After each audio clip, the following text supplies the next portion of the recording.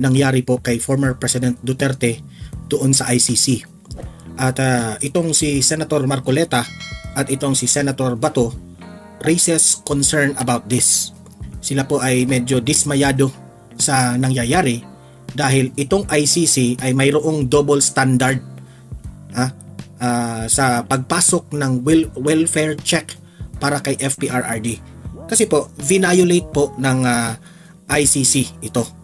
Kaya nga, sabi ng mga kaalyado ni former President Duterte, this is very unfair kasi noong pumunta sila doon sa The Hague, ay hindi man lang sila nakapasok doon na gusto nilang masilip, makausap ng kahit kahit mga minuto lang. Hindi sila pinagbigyan doon na makapasok sa ICC, especially itong si Senator Marcoleta. So yan po ang kanyang hinanaing na may double standard pala itong ICC. Kasi itong bakit merong mga nakapasok from Malacanang o Administrasyong Marcos doon para i-welfare check itong si Tatay Digong. At hindi po ito basta-basta lang sa part ng pamilya ni former President Duterte, ito po para sa kanila ay delikado sa buhay ni former President Duterte. Kasi pinasok siya doon, kinausap, at hindi natin alam kung ano ang pakay nila. Okay, matanda na yung tao, tapos kung anong gusto nilang sabihin na hindi man silang kahit di natin alam kung anong ginagawa nila doon. Di ba? Kaya mag-ingat-ingat si Tatay Digong. Baka ito lang aking analysis posibleng mangyari na lalasunin siya sa mga pagkain niya. Hindi ko sinabing ganun ang ginawa nila kasi talagang lilikot ng isipan natin. Ano bang gagawin niyo doon? Di ba? Pwedeng lalasunin yung kanyang mga pagkain doon. Kasi nga marami ang gusto na mawala na itong si Tatay Digong sa mundo ng politika dito sa Pilipinas. Alam naman nila, itong mga kalaban ni former President Duterte dito sa Pilipinas, na majority of the Filipino people ay mahal na mahal itong si Tatay Digong. Kaya pupuntahan na lang nila ito doon. Gamit ang kanilang power na kung sino man ang may utos. Sabi pa nga ni BP Sara, ikaw ba ang nag-utos nito, Bongbong Marcos, na mag-welfare check ka? Di ba? Buti kung good intention ang pagpunta nyo doon. What if hindi? Dalawa lang yan yung welfare check na yan good intention o bad intention. Kaya I understand VP Sara at ang pamilya ni Tatay Digong, naninigurado na lang sila. Sinisiguro nila. Kaya nag-post si VP Sara sa kanyang social media kanina na hindi po ito maganda. Okay? Yan po ang pag-uusapan natin mamaya. Ito ipapakita ko itong speech ni Senator Marcoleta with Senator Bato sa kanilang nafi-feel patungkol dito. At pag-usapan rin natin itong si Zaldico po ay natuklasan na galing sa Dubai ay papunta na naman siya sa Spain. Iniiwasan ba ni Zaldico itong mga issues laban sa kanya? May pananagutan po siya dito sa problema ng Pilipinas. Sobrang laki po ang perang nawala na dapat niyang sagutin. Mamaya pag-usapan natin yan. At pag-usapan rin natin, this is a good development, itong ang Diskaya couple, itong BGC boys, protected witnesses na raw, or nakapasok na sila sa witness protection program. Yan ang alamin natin at ano po ang implication nito at ano ang advantage nito sa atin kapag makapasok na sila sa witness protection program. Okay? Anong advantage ba ito ng taong bayan? Okay, mamaya i-explain natin yan. Okay? Pero guys, help me po muna na i-like at saka i-share itong video na ito para kakalat ito sa taong bayan. Okay? Mahalaga like and share. Okay, ready? Sabay-sabay mo tayong mag-like and share. 1, 2, 3, go! Ayan, naka-like and share na ba? And sa mga bago pa lang dito sa aking channel sa Donmar TV, mag-subscribe na po kayo kung first time nyo itong napanood, no? Para lagi kayong updated sa ating mga balita. At ito yung concern natin dito ngayon. Itong si Zaldico. Kasi po, kung hindi magpapakita si Zaldico dito sa Pilipinas at hindi siya pupunta dito sa korte para i-explain o depensahan niya ang kanyang sarili, wala na tayong ibang sisisihin dito kundi itong si Martin Romualdez at itong si Bongbong Marcos. Diba? Kasi uunahin muna natin itong si Zaldico kung anong nalalaman niya. Kasi I would advise Zaldico, not only me is advising this kind of situation. Zaldico, baka may nalalaman ka. Kagaya nila ni Diskaya, di ba? This is the time na ibulgar mo na lang. Kesa ikaw ang madiin lahat ng may kasalanan dito. Kung ako pa sa'yo, idiin nyo lahat. Ha? Isiwalat mo na, Zaldico, kung ano ang nalalaman mo. May binibigyan ka ba? Yan ang tanong ng taong bayan, ha? May share ba dito si Martin Romualdez?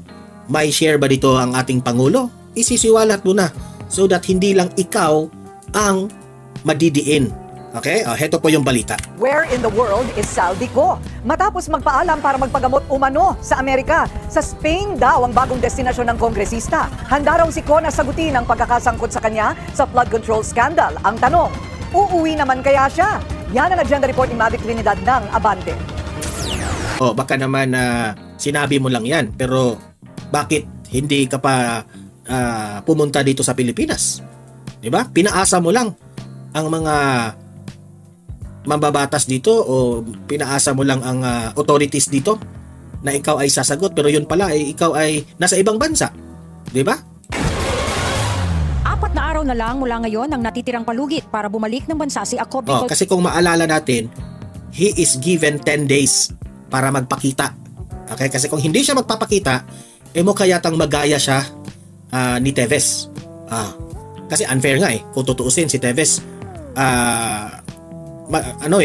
Tinanggal kaagad si Teves, di ba? Kung maalala natin, tinanggal bilang kongresista. Ito, ewan ko lang kung tatanggalin nila ito, ha? Party List Representative Zaldico. 10 araw ang binigay ni House Speaker Bogie D kay Congressman Ko para umuwi at sagutin ang pagkakadawit niya sa flood control scandal. Ang tanong ko sa inyo, Bogie D, after 10 days, wala ka mang binanggit. Anong mangyari if hindi siya mag-show up after 10 days? Sabihin mo sa publiko, ano ang sanction niya kapag hindi siya mag-cooperate? And he has only 4 days more left to go. Pero tila wala raw intensyong umuwi pa si Ko. Kahit ang ilang kongresista naniniwalang hindi na siya babalik dahil sa kung saan-saan na raw siya nagpapalipat-lipat ng lugar. Imagine that one, ha?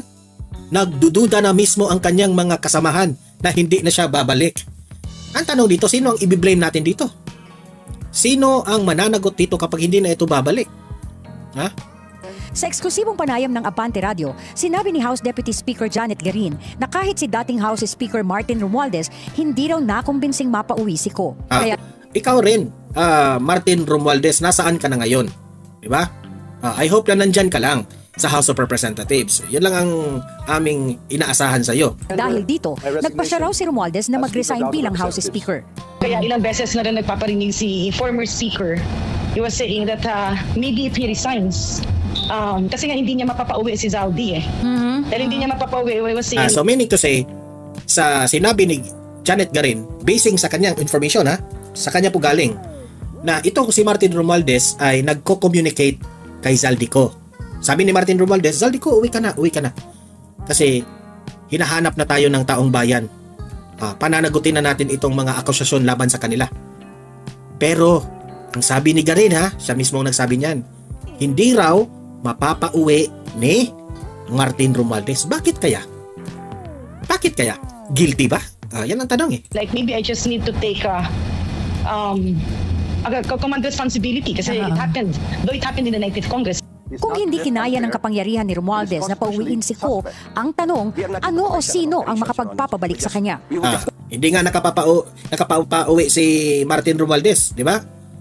How much more? Sino ba? Si Bongbong Marcos ba ang kailangan para mapauwi itong si Zaldico? Parang malabo na itong babalik Unang napaulat na nasa Amerika si Ko para sa isang medical procedure. Pero base sa flight records na eksklusibong nakalap ng politico.com.ph, 8:05 ng umaga kanina umalis ng Dubai si Ko patungong Madrid, Spain. Inaasahan ang kanyang pagdating doon ng 7:20 ng gabi, oras sa Pilipinas. Nakakuha din ng kopya ang Politico ng visit pass ni Ko mula sa Singapore Immigration at Checkpoint Authority na magpapatunay ng kanyang pagpasok sa bansa. Sa mga dokumento, inisyuhan si Ko ng Singapore ng 30 araw na visit pass noong September 16 na tatagal ng hanggang October 16. Sa travel records din ni Ko mula sa Customs, Border at Protection ng Amerika, lumalabas na nagtungo si Ko sa New York noong August 26 at umalis noong September 13. Naghain na ng reklamo sa House Committee on Ethics si Navotas Representative Toby Tiangco laban kay Ko.